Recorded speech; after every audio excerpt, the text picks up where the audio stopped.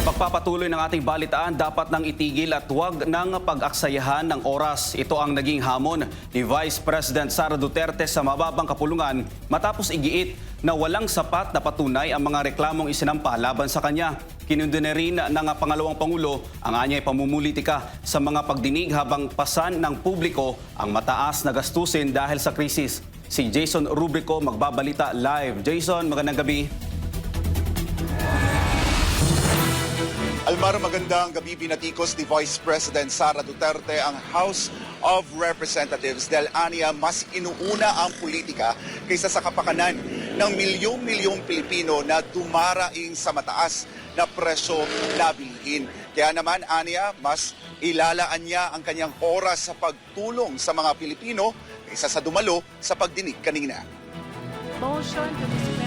Hindi dumalo si Vice President Sara Duterte sa unang pagdinig ng House Committee on Justice nitong Miyerkules matapos ideklarang may sapat na batayan ang ikatlo at ikaapat na impeachment complaint laban sa kanya.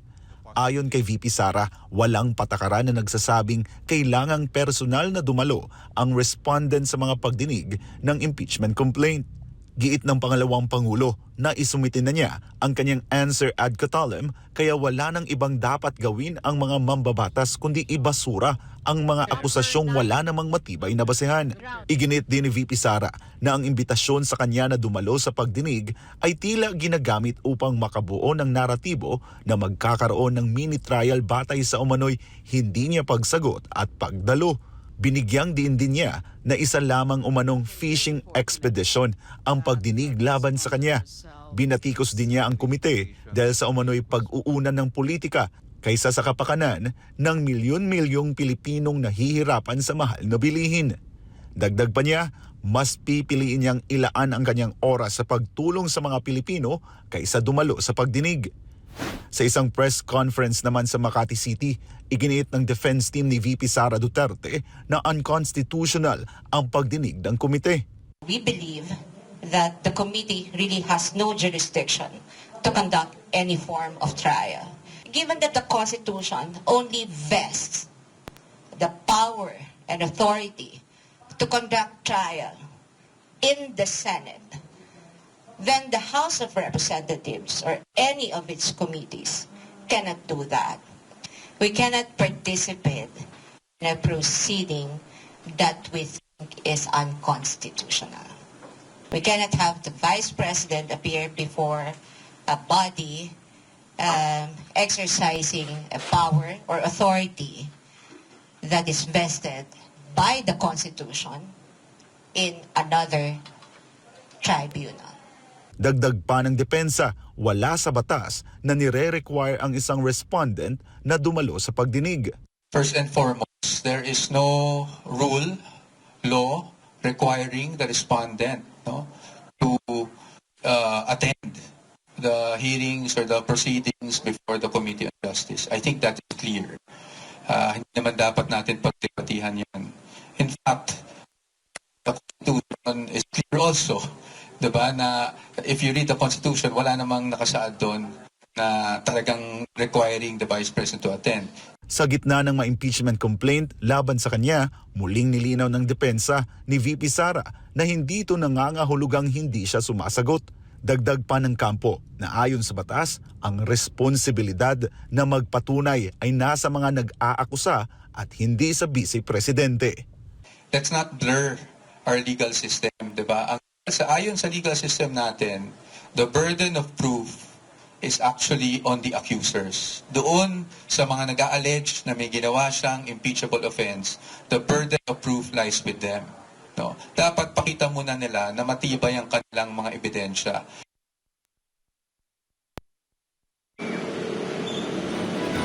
Almar, hindi naman isinasantabi ng defense team ni Vice President Sara Duterte ang posibilidad na dumulog sa Korte Suprema para questionin ang impeachment proceedings sa Kamara.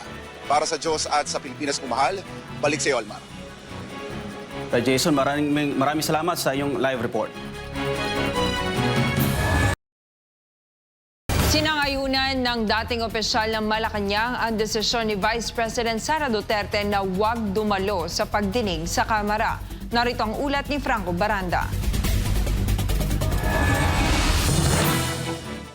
Tama yung desisyon nila. Gaya ng sinabi na natin, mga ilang ulit na walang batayan ng impeachable offense na inihain lamang kay Inday Sara. Kahit saan mo tingnan, in every corner, in all fours, talagang wala. Ito ang naging pahayag ni Attorney Salvador Panelo, former Chief Presidential Legal Counsel, tungkol sa hindi pagsipot ni Vice President Sara Duterte sa hearing ng House Committee on Justice. Sinisiyasat ng komite ang umano'y maling paggamit ng pondo at betrayal of public trust na nagawa umano ng pangalawang Pangulo sa issue ng confidential funds. Kinwestiyon naman ni Panelo kung paano naging sufficient in substance ang reklamo kahit wala pang naipapakitang ebidensya. Hindi rin niya maunawaan ang naging batayan ng ruling ng komite. Git din ni Panelo na hindi magandang precedence ang ginagawa ng Kamara na pag-abuso sa kapangyarihan. Itong si Luis Tro, given the fact na abogado siya, di ko maintindihan, mali ba na lang kung talagang sinusunod niya ang utos ng mga nasa taas. Nag-rule ka na nga, kayo sa Committee on Justice na sufficiente in substance, ibig sabihin. How can you rule sufficiency in substance kung wala kayong ebidensya? Bakit ngayon humingi ka ng hearing para yung mga complainants magbigay ng ebidensya? Di wala pala kayong ebidensya, ba't kayo nag-rule ng sufficient in substance? Tinawag din ni Attorney Panelo na moro-moro ang ginagawa ng Committee on Justice. Naniniwala siya na madidismiss lamang ang kaso pagdating sa Senado. Gaya na sinabi natin noon pa, nababalidate na yung Committee on Justice, moro-moro yan. Yung plenaring botohan, moro-moro din yan. Makararating yan sa Senado. Pero hindi kasing dami ng boto na nakuha nila ng isang taon. Dismiss yan. Absuelto pagdating sa Senado. Ang anak ni Panelo na si Attorney Paulo Panelo ang isa sa mga abogado ni Vice President Sara sa impeachment. Para sa Diyos at Pilipinas Kumahal, Franco Baranda, SMNI News. Wala pang inilalabas na anumang pahayag ang Office of the Ombudsman hinggil sa pag-i-issue ng House Panel ng Sabpina para makakuha ng kopya ng Statement of Assets, Liabilities and Net Worth o SALN ni Vice President Sara Duterte. Sa unang araw ng impeachment hearing ng House Committee on Justice, inaprubahan nito ang sabpina para utusan ang ombudsman na maglabas ng naturang dokumento para sa pagtukoy ng Kamara kung may probable cause ang impeachment complaint laban sa Vice Presidente. Sa botong 34-1, inaprubahan ng mga mambabatas ang pag-atas sa ombudsman na ilabas ang mga SALN ng Vice mula taong 2007 hanggang 2013 at 2016 hanggang 2025. Ang ombudsman ang tumatayong kustudyan o tagapangalaga ng mga record ng yaman ng mga matataas na opisyal ng gobyerno. Matapos ang hindi pagdalo ni Vice President Sara Duterte sa pagdinig ng House Committee on Justice kaugnay ng mga impeachment complaint laban sa kanya, iginiit ng isang political analyst na mahalagang mapabilis ang proseso upang makatuon ang gobyerno sa mas malalaking issue ng bansa. Narito ang ulat ni Prince Tripoli. Sa panayam ng SMNI News kay political analyst na si Professor Eric De Torres, sinabi nitong bahagi ng proseso ang pagbibigay ng pagkakataon sa Vice Presidente kung dadalo o hindi sa investigasyon ng House Committee on Justice kaugnay ng impeachment complaint laban sa kanya. Hindi naman nararapat o prerogative ng ating idalawang Pangulo kung nais niya o ang Vice Presidente na kung ayaw niyang dumalo pagdating dito sa proceedings na ito. Ikalawa pa, kung titingnan natin, beyond this process na sinasabi nilang legal, mas malaki yung porsyento na political siya. Dagdag pa ni Torres, bagamat mandato ng Kamara ang magsagawa ng impeachment proceedings, mahalagang agad itong maresolba upang hindi maantala ang pagtugon ng pamahalaan sa mga kinahaharap na suliranin tulad ng krisis sa ekonomiya at kakulangan sa pondo.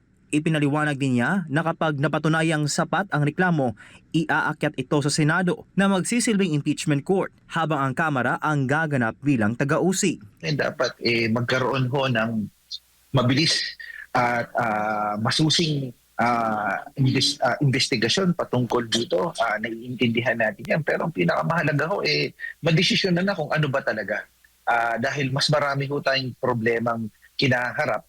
Sa kabila nito, binigyang diin niya na hindi dapat isantabi ang due process. Ngunit maaari umanong pag-isipan ang tamang timing ng mga pagdinig upang mas matutukan ng pamahalaan ang mga agarang pangangailangan ng bansa. Para sa Diyos at sa Pilipinas kung mahal, Prince Tripoli, SMNI News.